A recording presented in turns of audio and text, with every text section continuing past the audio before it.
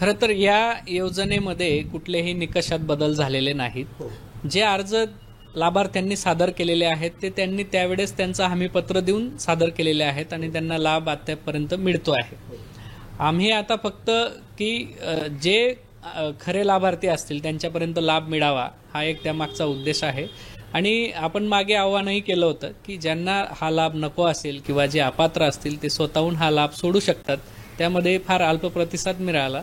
नंतर शासन स्तरावरनं असे निर्देश आले की आम्ही आपल्याला परिवहन विभागाकडनं जी यादी त्यांच्याकडे प्राप्त झाली आहे ती यादी आम्ही आपल्याला पाठवतोय जिल्ह्याला आणि जिल्हा स्तरावरनं तुम्ही त्या यादीच्या मार्फत अंगणवाडी सेविका आणि आमच्या ज्या पर्यवेक्षिका आहेत, बालविकास प्रकल्प अधिकारी आमच्या तालुक्याला असतात, त्यांच्या नियंत्रणाखाली हे त्यांनी एक कामकाज करायचं आहे की त्या यादीप्रमाणे त्यांनी कन्फर्म करायचं की तिथं खरंच त्यांच्याकडे फोर व्हीलर आहे का.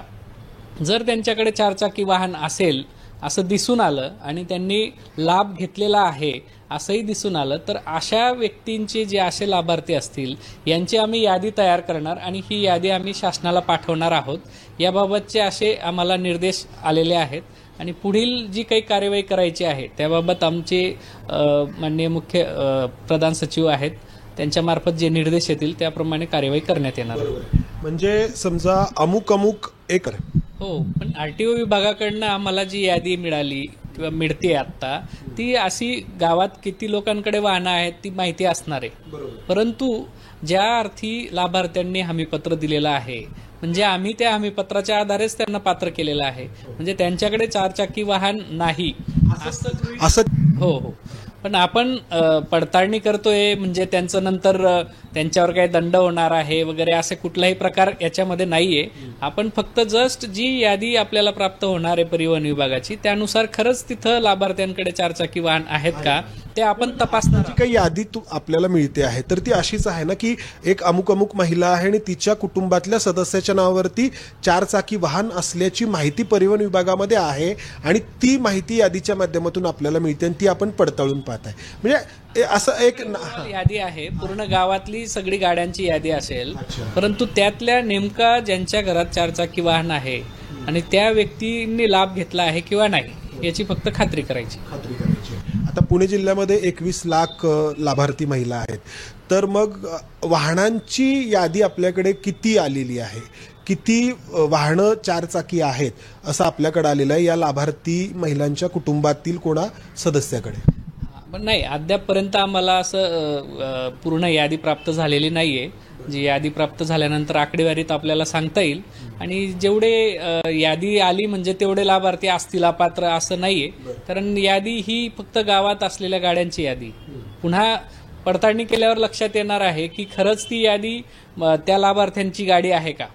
जर त्यांची नसेल आणि दुसऱ्याच लोकांची ती गाडी असेल तर तो लाभ बंद होण्याचा काही विषय बरोबर आहे. पण ज्या महिलांच्या कुटुंब आम्ही त्याचा लाभ बंद करायचा किंवा नाही हे शासन स्तरावर ठरणार आहे परंतु आम्ही तशी यादी तयार करून शासनाला पाठवणार. सर आता त्याच्यामध्ये पडताळणीसाठी एक 3-4 गोष्टी होत्या. एक तर चारचाकी वाहन त्या महिलेच्या घरी असू नये, त्यानंतर उत्पन्नाचा दाखला त्या महिलेचा आणि एक रहिवासी दाखला.